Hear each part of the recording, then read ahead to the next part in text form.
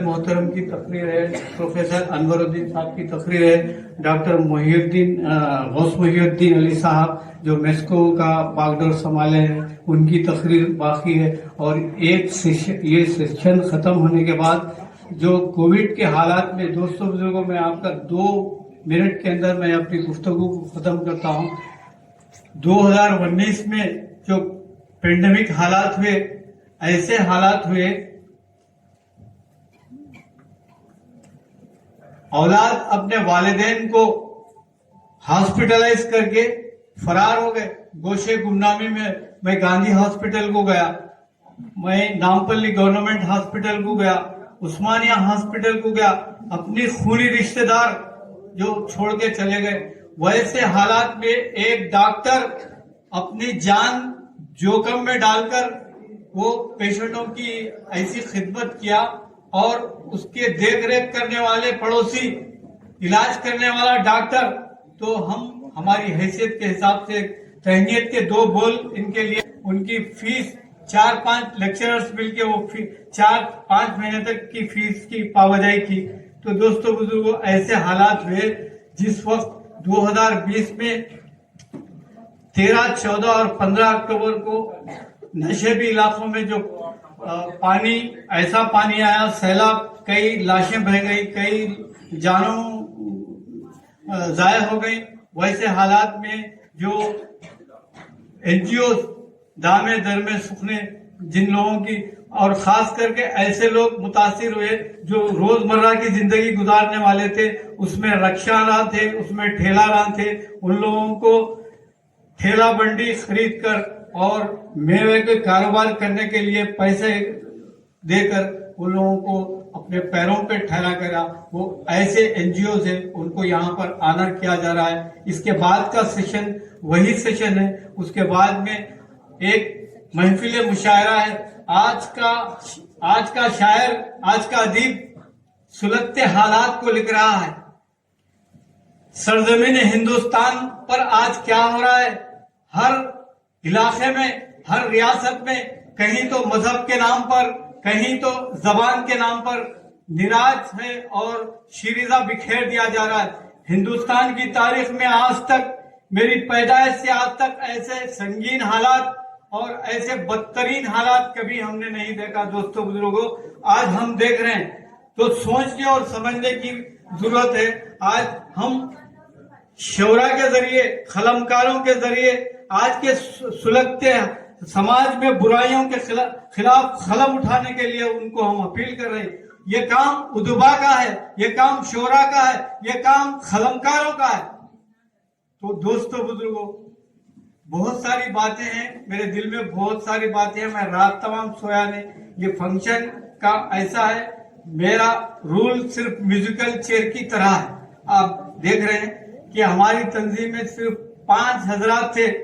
एक हजरत जो बेचारे हमारे दामे दुर्मे सुखने हर वक्त हमारे पेश रहते थे, लेकिन 4 बरस पहले उनकी अहलिया मोहतरमा ने इस दुनिया से इंतकाल कर गई। तो ऐसा टूट कर रह गए कि हमारी तंजीम में फिर नहीं आए बेचारे। तो उनको हमने एडवाइजर की हैसियत से फिर बरकरार रखा।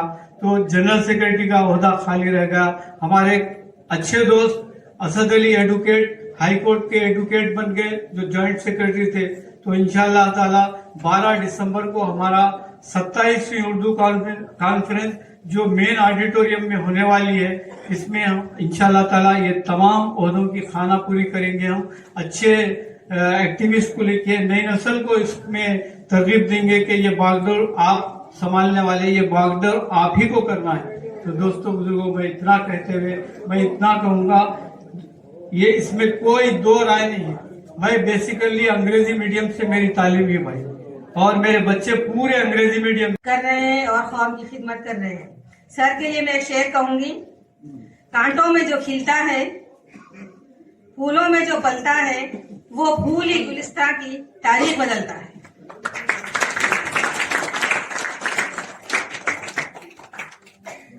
अब मैं doctor Ghaus Mohiuddin Ali sir, emeritus professor BRK women's medical college के प्रेसिडेंट एंड मेस्को प्रेसिडेंट को मैं دعوت دیتی ہوں کہ وہ آئے اور اپنے زرین خیالات کا اظہار کرے کم سے کم وقت لیتے ہوئے.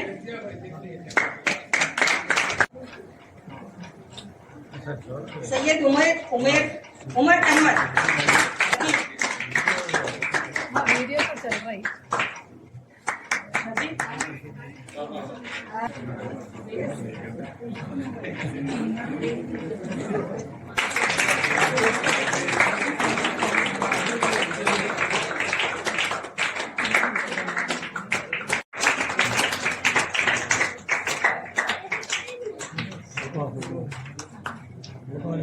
رضوانہ بیگم.